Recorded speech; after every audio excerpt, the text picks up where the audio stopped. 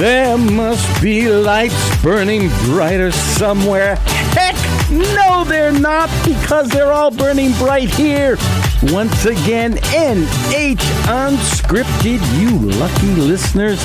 I am your Elvis-ish host, Ray Dudley. We are coming to you from the not-so-overly ostentatious digs of the WKXL studios in Concord. You know the drill. Get out those transistor radios. Make sure the batteries are up to snuff. Fire them over to the AM band, where you will find us at 1450. Flip it over to the FM band, scroll all the way up there towards the end of the dial, and we'll be at 103.9 FM. And all you blessed souls in the Manchester area can find us at 101.9 FM. We are so happy to be out of bed today. And in case you are somebody who has to have an internet kind of www.url-ish kind of thing, you can find this show as well as all the other programs at nhtalkradio.com. Before we get into the show today, I need to thank our sponsor, Lakes Region Fencing, Guilford. Okay, it's after the first of the year. While you're holding your cup of coffee and looking out the window, you see that thing in your backyard that your neighbor thinks is a World War II memorial? Yeah, that's your fence. Time to get rid of it. Jettison that puppy. Go out to lrfence.com. Click the button for a free estimate. Matt will get back to you and tell you all about how it works. They do pool fences, property line fences, oh gosh, horse corrals. They do it all. I love Matt and his crew up there. lrfence.com is their URL. lrfence.com. Dude, they have hours and hours of pictures out there that you can scroll through to find what you want. Click the button and get a free estimate. Your neighbors will thank you. Okay, enough of that. We love you, Matt, and you guys up there. In-house today is Lend Me a Theater. Specifically, Cat Yabba Dabba Doo and I'm telling you, I was going there. I warned you. And Laura Hoglund. Kat, what is your actual last name? How is it pronounced? Phonetically, Abdelwahid. That's what I said. Yeah, was it not clear? Was it not clear? It was so close. Huh? I'm really impressed. Rolls off really the tongue, does it not?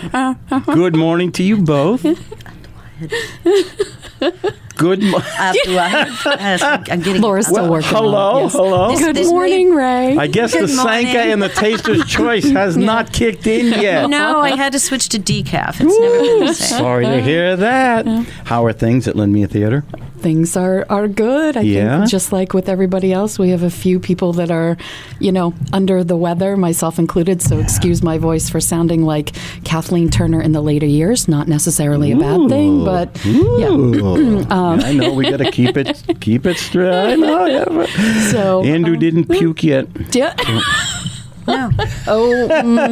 Maybe. I got the look. Just there's the look. Just a little. So things are pretty good. We're plugging along. Still in 2023. So we've had quite a few years of production under our belt. I think we started in, I want to say 2015 is when we became our 501c3. All our paperwork was done very quickly. You're a nonprofit? Yeah, we are a nonprofit. I had no idea. Yeah. Yep. Oh, my God. Yep. Thanks to some of our founding members that worked really hard, Mo Demers, Jack Miller, Paul Smith, Doris George.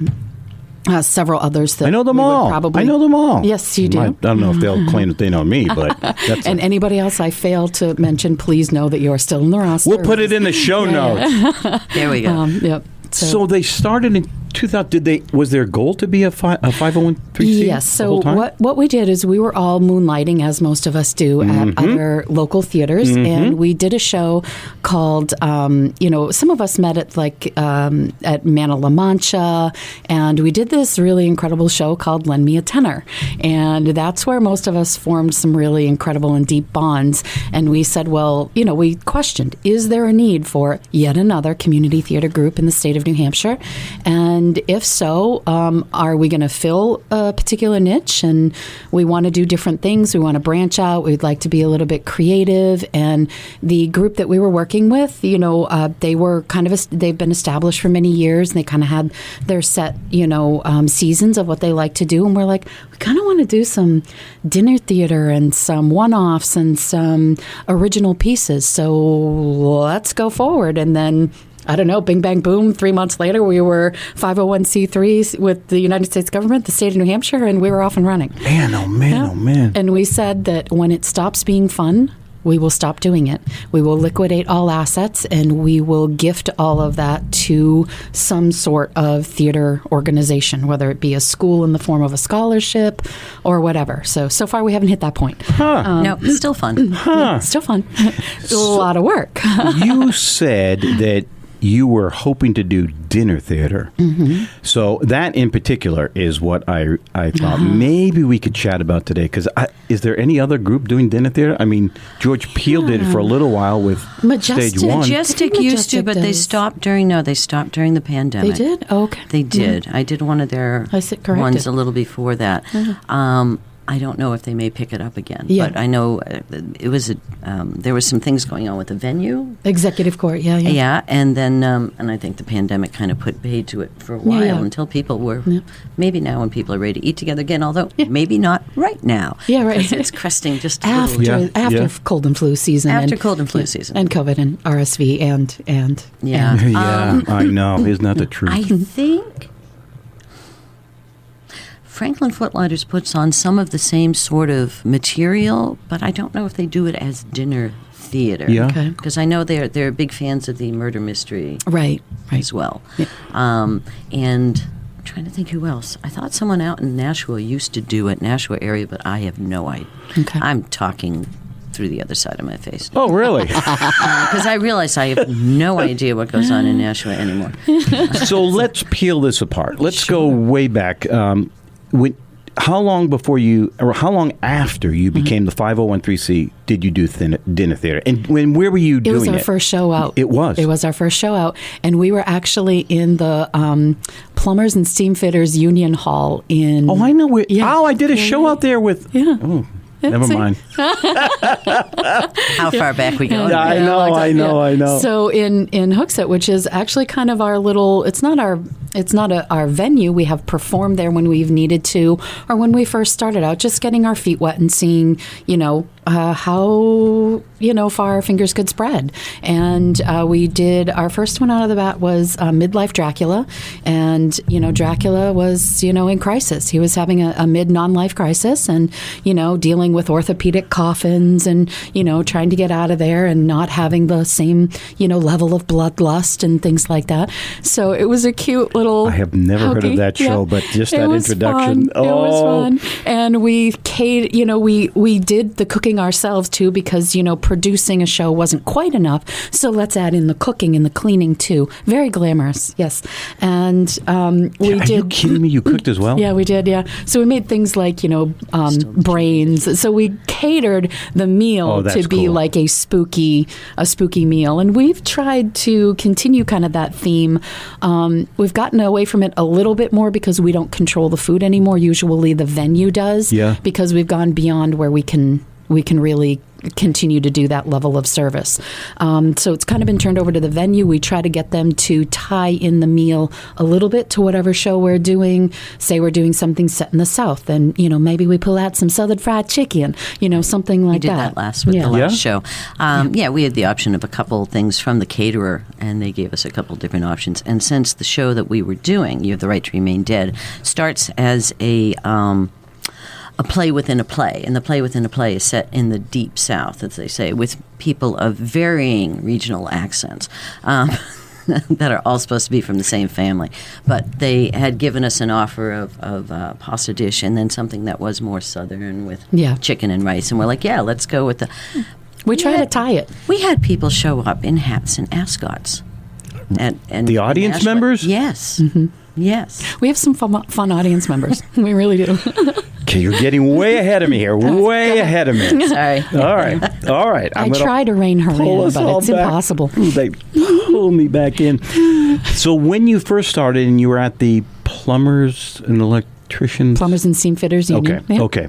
You had no idea whether people would even accept dinner theater, right? Was it? Well, it's New Hampshire. And those of us in theater have always been. We eat together and drink together. There's no doubt about that. But New Hampshire's kind of always loved dinner theater, so I'm like, yeah, let's do it. We thought it would be successful. We just didn't know what we would get for audience as far as competing with so many other wonderful community theater groups in New Hampshire. All right. Let's put a tack in it right there. You hear that music?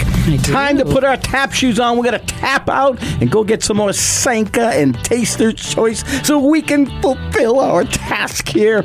You are listening to NH Unscripted. I am your happy to be out of bed host, Ray Dudley. We are coming to you from the studios of WKXL in Concord, 1450 AM, 103.9 FM, 101.9 FM in Manchester. We will be back.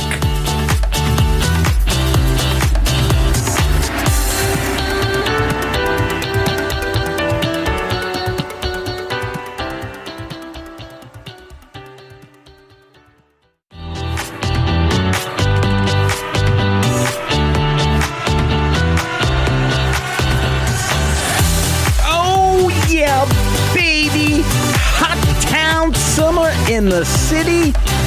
Yeah, except it's winter and we're in the basement. Yeah, a little cold, but hey, what can I say?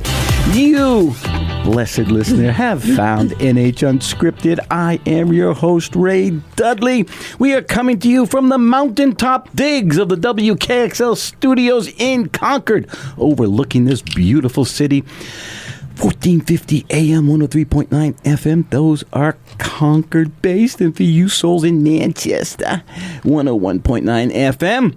And our URL, for those of you who are addicted to the web, it is nhtalkradio.com. I'll give you some more information about what goes on out there in a minute. But we have the folks from Lend Me a Theater in the studio. And we're talking dinner theater. So you started at the... Kat and Laura, you started at the Plumber and Electricians Union Hall. Union Hall, yeah. I know. Okay, I'm getting visions of things I probably shouldn't be. How well was it accepted? What made you say, we might be onto something here? Very well. We had a great following. We had a good turnout, even for the first show out. We had a blast performing, which that's the crux of it, you know. We all know in theater that the real show happens backstage, and indeed it does. And this is a family show now. We can't give away too much. It's just so much fun, and so we just continued. We forged ahead, and we did it without sponsors. We had some help from our internal board. Starting off with paying for like scripts and royalties and things like that, and then what we got, we put into the next show, what we got from that, we put into the next show, and so on.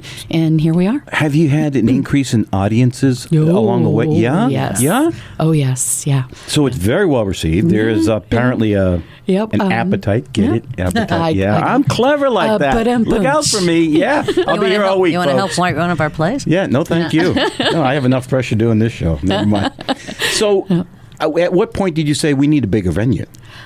Pretty quickly. Yeah? Yes, but we have. How many did it seat, first of all, in the I don't need to cut you off. I don't think it was many. I want to say maybe for dinner theater we set up seats, and I want to say maybe we had something like 6 tables. We did it buffet style. There was a conference room. We set up all the food in there. Logistically, it must have been a nightmare. Well, how do you perform while people are eating? Well, it's dinner theater, so you get everybody seated, you mingle, you work the crowd while they're eating, and then you give them some time. That gives the cast time to, get last minute makeup touches, hair, costume, any issues like that. You go out, you perform, and then at intermission, you serve, you serve dessert, and then the cleanup is at the end. So you work it around the food. It works fine. It's a smooth transition. We've got a great system, and we've got some really heavy clinking organizers. Glasses and plates and silverware. Well, that's one of the things is you actually and this might change in a different place we were just talking to, but typically you would either serve the dinner, and they'd be eating dinner before you put on the show. Right. And that's when the cast comes out in character and mingles and tries to up the thing a little and, play with interpersonal relationships. So, and then ideally they are done clicking, except for the last few minute people. Surprisingly, ice in glasses doesn't make a sound up on stage. Because there's plenty of that going on. Oh, got you. All through. Oh, yeah. And then, so you do try to save most of that for when you're not on stage. Typically, though, we are mic'd for dinner theater shows. You weren't there, were you? Mic'd in No. okay, in the Union Hall? We are now. Not there. You are. We are now. Yeah. No, Okay. not in the Union Hall. we've- It's real small. I have to say, I was not around. I am a latecomer to LMAT, only like the last 3 Oh, years. LMAT, aren't you so cute? Oh. LMAT. Well, that me at came. theater. Look at you. That came from The abbreviated the start. version. Well, it was kind of Providence, fortuitous, meant to be, whatever whatever ooga booga thing you believe in, you want to put out there. We all really formed this bond and had these conversations during Lend Me a Tenor. And then we're like, well, what are we going to be? We don't have a home, so lend me a theater, which is the same acronym. Okay. So it just kind of stuck, and we all felt like, okay, this is. Or as Laura likes to say, LMAT. LMAT. Huh, there we go. Yeah, because lend me a theater gets a little too long. It's long. In Yeah, I America, know. we love to abbreviate everything do. because we do. So it became LMAT, and that's what we did. And we actually have performed everywhere from as far south as the Geyers Arts Barn to beginning Cape Cod, all the way up to the Cliff House in Maine. What? Yep, and various you- places in between. For some reason, I thought 2 locations, Tupelo and the Hatbox. That's So- where we past primarily couple are now. seasons. Yeah. But we started out, we're nomadic. So we're Bedouin, if you will. We will go anywhere. Hence your last name. You went, yeah, there you go. Yes. And then we'll go anywhere. We will perform in various places. So, we've performed at venues in Manchester. We've performed in union halls, in churches. We've performed all over the place. And of course, Hatbox created a beautiful home for us where we could do some more artistic works that we are not normally able to fulfill at a larger venue like Tupelo, who really desires that audience interactive murder mystery dinner theater experience. Okay. Yeah. Okay. So, I have so many questions. Fire away. Your current home is Tupelo, is that correct? We No?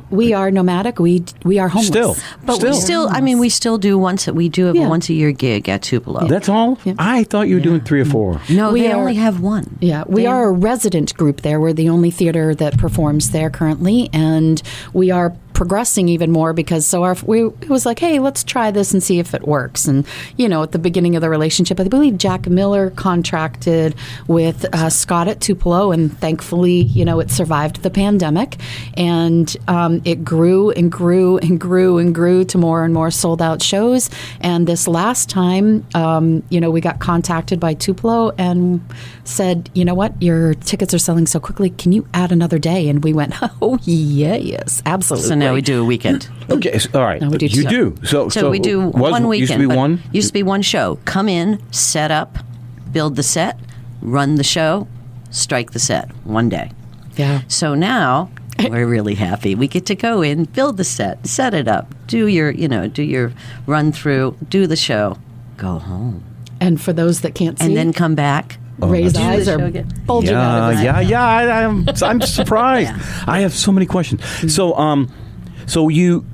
is it interactive theater? So first of all, where is Tupelo? Let people know where Tupelo is. Tupelo is in Derry, New Hampshire. They Okay. are a really awesome venue. Exit 4 They're- for those good heading Yeah. down 90. Yeah, exit 4, 3. or you can get there from exit 5. Yeah. Okay. Yeah, and it's a concert venue. But they do all sorts of things. They do comedy shows and concerts and theater and stuff like that. And it's great. You can have regular seating, dinner seats for us Right. for theater. You can choose if you don't want to do dinner there, then you can go out to dinner wherever you want and just buy a mezzanine seat. So you've got options when you go there, and they've got this really cool thing. They use some some alternative energy sources. So they've got solar panels, and it'll tell you on there. There's like this placard up in their lobby that will tell you, like, you know, how much energy is used or saved. What? in equivalent to, I think, how many cups of coffee can be made out of the love energy. that. Yeah, it's a really cool I love little coffee. Notice Yeah, that. it's really What? nice. That's really cool. incredible. Yeah, and it's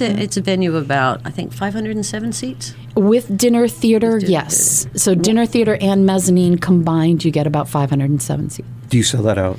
We They asked you to out, do what? We Go ahead. sold out Saturday night at the last one, and I think we were within 20 seats of selling out for the Sunday night. And is our amazing. previous show that we did there, We sold Clue, out. we sold out as well. Yeah. Yeah. So now you're doing. You said additional shows. They gave you an additional night. They or- gave us additional night, so it's still the same show, but Yep. it's 1 week, and we get the whole weekend instead of just one night. And that's already been set for next year. We'll be at Tupelo's on November 10th and 11th. I think it is. Yeah. Is that a typical day for you? That late in the We year? usually do Yeah. the fall. Yeah. Like the fall. Murder mystery dinner theaters do very well in the fall. You know, it's something inside and cozy, and even though that many people, an element of intimacy as far as connecting with a crowd and working a crowd and things like that. So they do wonderfully in the fall for some reason around here. So 500. Let's round it off. 500 people. Let's say they're all eating. Is that? Obviously, it's not stadium seating. No, it's flat. Right? Yep, they have dinner seats on 2 levels. Yeah. And then they have a counter, and then they've got the mezzanine in the back. And all of those people can see the show? Yes. They can. Yeah, because the ones that are It's seated in, tiered. let's call Yeah. it an orchestra section. All right, so there's seats there. The stage is raised from there, so they can all see that. And then there's people sitting at a counter right behind that, a few people, like about 16 seats. And then another set of tables now raised. Okay. So they can also see. I mean, obviously the people who have their back to the stage during dinner need to turn around. Or Right, you see people right. shuffling around, making little horseshoes Yeah. around their thing, but they can all see from what I can tell. The time goes so fast. It does. Put a tack in that. Put your dancing shoes on. We have to tap dance our way over to the Jell-O pudding pops. Hang on. You have been listening to NH Unscripted. Well, not were. I guess you were and are. Gotta get my grammar proper here. Anyway, it's NH Unscripted. I am your Charlie Brown-headed host, Ray Dudley. We are coming to you from the spa-like conditions of the WKXL studios in Concord, 1450 AM, 103.9 FM, 101.9 FM in Manchester, and you can find the archives of this show out at nhtalkradio.com. Lend Me a Theater is in the house, and I have more questions about dinner theater. We're coming back.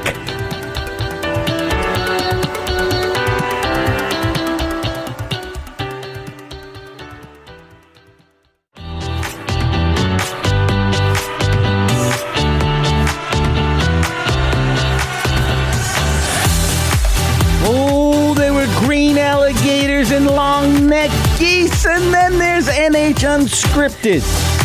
I am your happy to be out of bed and wearing my jammies host, Ray Dudley. We are coming to you from the Six Flags-like conditions of the WKXL studios. We have such a great time here, riding the roller coasters and the twirly-go-rounders and all that. Yep, in Concord, 1450 AM, 103.9 FM. And you blessed souls in Manchester get to hear us at 101.9 FM. And the archives of this show and all of the other shows are out at nhtalkradio.com. And there's a button out there so you can listen to us live. Life is great. In studio with me are my friends Kat Yabba-Dabba-Doo and Laura Hoglund. They are from Lend Me a Theater, and we are talking about dinner theater. That's not Kat's real last name. I guess you kind of guessed that. Anyway, I want to talk to you about your demographics and how you're choosing your plays to meet that demographic. Okay. So I assume, rightly or wrongly, that there are people who go because you present a certain type of theater. Yes. Right? Yes. Is that okay? And Which varies depending on the venue. Hatbox is, we don't do audience interactive murder mystery dinner theaters at Hatbox. we don't have even get more- Twizzlers from you out there. No, you Nope. don't. You get Dang nothing from us. Dang it. Dang it. You get content. Okay. Come on, All right. We Delight do. for your other senses. Yes. So at Tupelo, let's stick with dinner theater. Sure. At Sure. Tupelo, what is the demographic there? Who shows up? And what are they looking for? Well, Tupelo definitely has their own following. They do. Very dedicated following. These are frequent flyers that come in for a lot of their a lot of their shows. They come in. Some people I think have memberships and things like that, and they specifically want murder mystery dinner theaters. Audience interactive Yes. murder mystery. We did do Clue, and that did well, even though it's not written as an interactive. One, because it's such a very well-known show, Yeah. and it's hilarious, as we correct. all know. Yep. It's fantastic. So we worked some things in. We added some things around it to give the audience something to do. But what they really, really like are the ones where they get to check out the clues, and they get to try to guess or figure out who the killer is. And So when you say interactive, give us a definition or description of what that means. We've done crossword puzzles. We go out and mingle in the crowd. You go right out in the audience. Oh, yes, we do. Right You around do. to the tables. Yes. You do. Absolutely, we do. Yes, well, from Clue, you have Mrs. Peacock and Miss Scarlet. What? In house with? In the house. we are just delighted to be here. So I assume the audience looks forward to that? They want that interaction? Yes, Yes, they they're do. Yeah, looking yeah. for that. And I mean, as an actor who's, most of us that have done audience interactive, you can tell, like, when you start to approach a table, you can see people that don't want to be Yep, approached. that would be me. You can kind of That's see me. them shrink Yep, back yep. into their seat. Like looking at their soup or something. Exactly. Yep. Like, Been don't there. pick me, don't pick me, don't pick me. And then you can see the other person that's sitting on the edge of their seat ready to fall off because they're begging for you to just talk to them. So, you just go for that person. What are some of the more popular shows you've done there that people like just rave about? They really liked Murder Country Style. Murder Country Style. Which was right before I joined. I never heard of it. Do you write them yourself? It's a No, mouche. usually, yeah. Eileen Mouche does, I forget what the name of her company. She writes a lot of these. Mouche for Murders, I think it's called, something like that. And she does all campy murder mysteries. That's what she writes or has written. I think she's passed, I think. She may have, because Yeah. all the scripts we have are... Yeah. there's So no brand new ones. we do published scripts. We have not done any original audience interactive murder mysteries. We go through a publishing house. We pay the royalty fees and do what we're supposed to. Some of them come with additional packets for making things audience interactive. We did one where we've had, like I said, we've had crossword puzzles. We've had games that you fill in. We've had things where you can, reach under your seat and there might be an envelope there. We've had door prizes in the past. We've done There's a lot all of work sorts of involved in that. There is a lot of production work around it besides the production. And sometimes the last show that we did, You Have the Right to Remain Dead, was our most recent one. That had a lot of the audience participation written right into the script. This was by Pat Cook. And Pat Cook writes a number of these audience interactive murder mysteries and then some other murder mysteries. Like I said, our audience, though, really likes to have the... And in this case, it was done as a play within a play. So there's several times where you're addressing the audience directly from the stage because you've come out of character, because it's the play within a play, and now somebody's been murdered who wasn't the person who was supposed to be murdered on stage. And in other parts, they get to clap for who they think is the murderer. That's very popular. Anything where they can... voting is also very popular, but that is harder to do... with that size crowd. With that size crowd, you I can almost can't, because imagine. you'd have to collect all the votes. Yeah, so yeah, you do yeah. it by applause or by noise. Now, whether that changes the end of the play depends on how the play is written. But they like to have an opinion. My favorite thing is to make them believe it's me if I'm on stage. I do everything I can to project myself as the you're the murderer red without herring, then. going out of the thing. And I Built-in red actually, herring. usually it's built into almost all of them. That's really the deal. Everybody, usually whoever is murdered, it's very similar to like Midsummer Murders. It's like one of the most hated people on the stage. So everybody has a reason to kill them. And then, and it's interesting Sometimes people will pick up on clues that are there in the script, but a lot of times they will be watching exactly to how you interact with each other on stage. We get some good hecklers too. Like they'll be like, "It was you!" You know, they're screaming from the audience. Oh yeah, I'm telling you, the Tupelo crowd, they are lively, they are vibrant. They'll come at you. They're like, "We saw you do that!" They're like yelling at you from their seats. They are involved. They're invested. Yeah. In my head is, I think, one that you did before, Tony and Maria's wedding, Italian wedding. Is there? No, that wasn't us. Oh. No, that wasn't us. Scratch that. I have to talk to Andrew about it. I think that was Majestic. I think it might have been. I think it was Majestic. I don't know. So Sorry. We've done Death by Dessert, so it's probably the closest you're going to get to that one. Oh, really? So yeah, that was a cool one. Yep. Damn. Yeah. So that's the thing, as we're going through these other ones. And like I said, I'm a latecomer to relative latecomer to Lend Me a Theatre. So I'll be like, oh, have we? And be like, but luckily we have a list of ones we've done. So anytime you see an interesting script, you're like, wait, do we do that one already? So when you go through a script, what are you looking for? What are you hoping the perfect script has? Me? Personally, Whoa. when I read a script, if you don't have me within the first 3 pages and I'm fighting to stay awake or I can't stay concentrated, it's a no. And that's the first 3 pages. You've got to do something within those first 3 pages to catch me. Does somebody die early on, or can they die anytime in the show? Anytime. Yeah, we really don't care when people die. We don't care when people die in the show. No. A lot of times they do die before intermission, though, because at intermission you offer some information, or a lot of them are written out, and then you can have the audience come up and look on your set, and we're like, what? Yeah, we call people up on stage to participate. Yeah, but we prefer, not to get crowds. So when we've had to do that, what we did was we photographed what they would be looking at on stage, because it does say make sure they don't touch anything. It's like good luck with 507 people. Yeah. So we photographed it, and everybody got a copy at their table of this information. I look for. I want it to be funny, because these have to be comedic murder mysteries. Yep. Okay. So what I'm usually looking for is some cohesion in the script. I'm fine with lots of red herrings. The more, the better, but it better make sense at the end. Otherwise, the audience feels cheated. Yeah. I hate anyone that's like, and it was just a dream, or it was just a story. Yeah. No. What a cop out. Yeah. I agree. But so I'm looking for humor. I'm looking for cohesion in the script, and at this point, we've learned to look very clearly at, is it audience interactive? If it's not, can we make it so? Can we if build the it in? script is good enough, can we build it in? Some playwrights will let you change lots of things. You can now set it, put everything in like mention local towns and local things. That's brilliant. Yeah. So we try to do that. Localize it better. Yep. Yeah. Gives people a little extra chuckle, or a little more, like connection, if you will. And give the people what they want.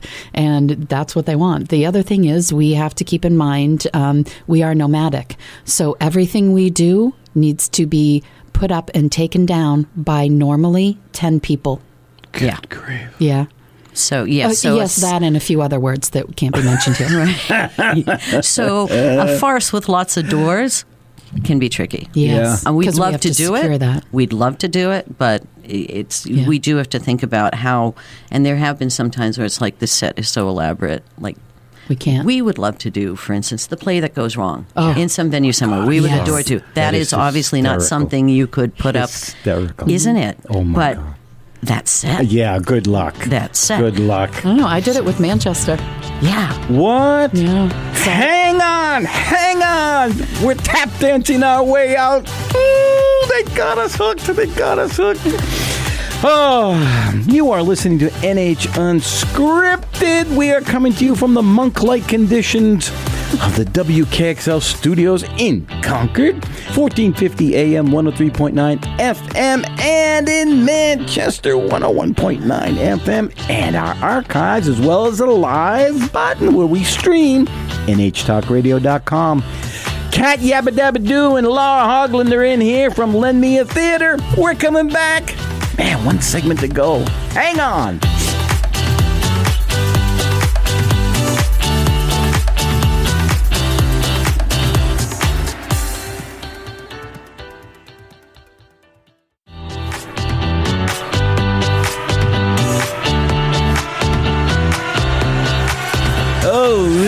Kensington, do the head.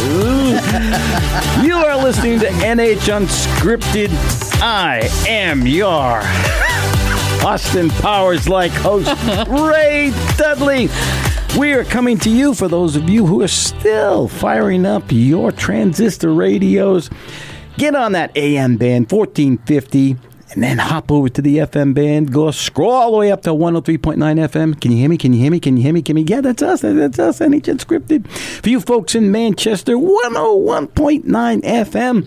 And for those of you who don't even know what a radio is, go ahead out to the internet, nhtalkradio.com, play around, do whatever it is you do out there, and you'll find us.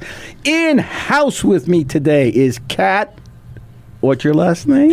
Abdulwahid. Exactly. I've been saying it correct all along. Yabba dabba doo. And Laura Hoglund, board member, correct? From Yes. Lend Me a Theatre. We're talking dinner theater. We're talking scripts. We're talking the whole thing. You guys have... You're moving, you said, from or adding on from Tupelo to... Yes. So, we last show we did also at Nashua Center for the Arts, and then we actually just got recently contacted by Chunky's Movie Theater in Manchester, and he wants to add some more creative stuff in that. Yeah, I know, it's great. Yes. And so that's great because the venues are far from each other, and we can kind of work with all that. And So these would be in addition to Tupelo? Yes. So yeah. we usually do a couple places, like we've rented a ballroom at the Doubletree, Yep. for instance, and done a show before there. You guys are creative. Yeah. Wow. The phrase is gluttons for punishment. Yes. But we'll go with creative, Ray. Sure. That is an umbrella for all of the actors in the world. Gluttons for punishment. So, where are you? All right, first of all, I promised that we would get a website out of you. Yep. Do you have a website address? Yes, www.lendmeatheater.org, and theater is spelled like the actual building. Or if it's easier to remember, and this is a quirky little thing, www.lendmeatheater.org. I'm just saying. Just happened. Lend me. So it's like a URL Sudoku there. Yeah. And of course, the Facebooks. Yeah. We're also on the Facebooks, and we have a great social media guy that handles. Apparently not your URL. Established before him, so we've got Dwight Stearns who handles our Facebook and What will Instagram. they find out there? What kind of information would they find?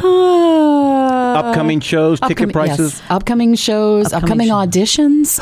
You can scroll down. Yeah, so you can scroll down to the bottom, and you can sign up for our newsletter as well on MailChimp, and we'll get that information out to you. And usually, posting on Facebook and stuff, any events that we have coming up. We usually hold our auditions and our rehearsals at the Union Hall in Hooksett, and then perform wherever we are performing. We're never going to get all the information out I need to in this last segment. All right, I wanted to talk to you about that, about your casting and how many people you have. Do you have just an in-house group that you work with all the time? You always have open auditions? We always have open auditions. Always. And we do not like pre-casting. Wow. We want people coming in fresh. We want as many new people coming in.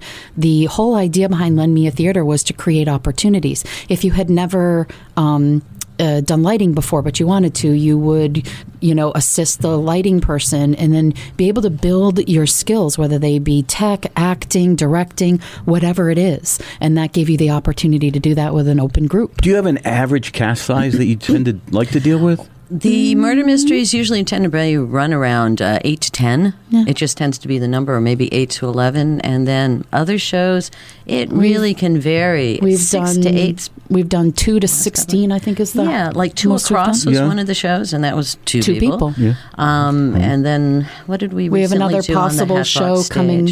We had a show that was slated for Hatbox, but it looks like it's going to be,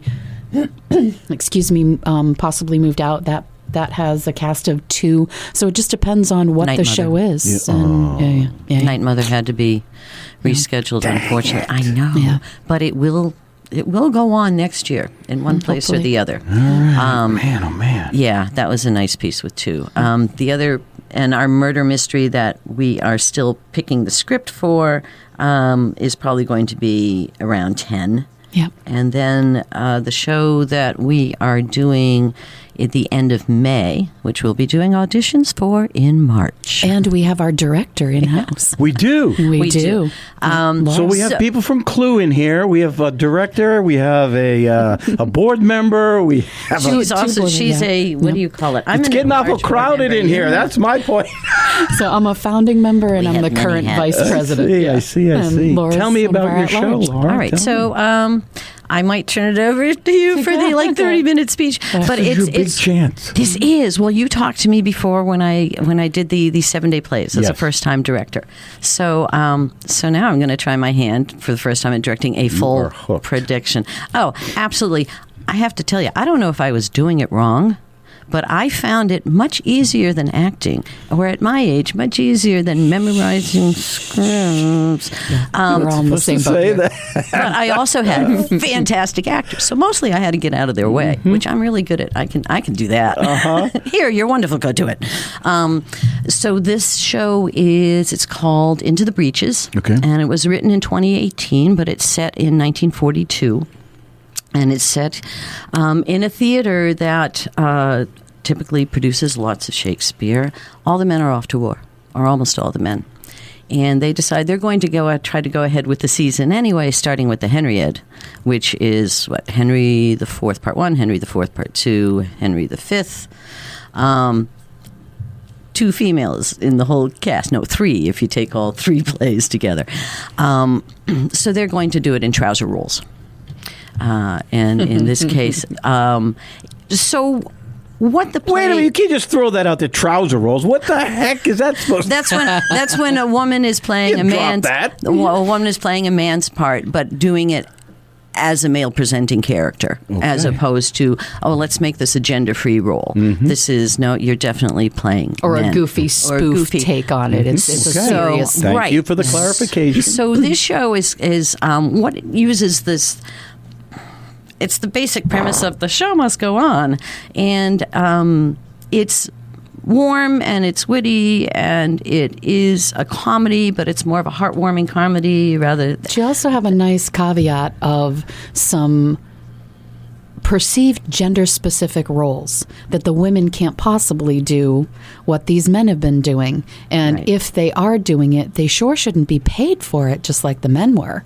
So there's that struggle in there in the script. Yeah. So the script picks up on the struggle of, are we paid equally for equal things? And there's other equality issues. There's other equality issues. They've never had a black actress or actor on stage, and they're going to have to for this because we're really short on people. So it and brings obviously in a lot it should of be So bring that.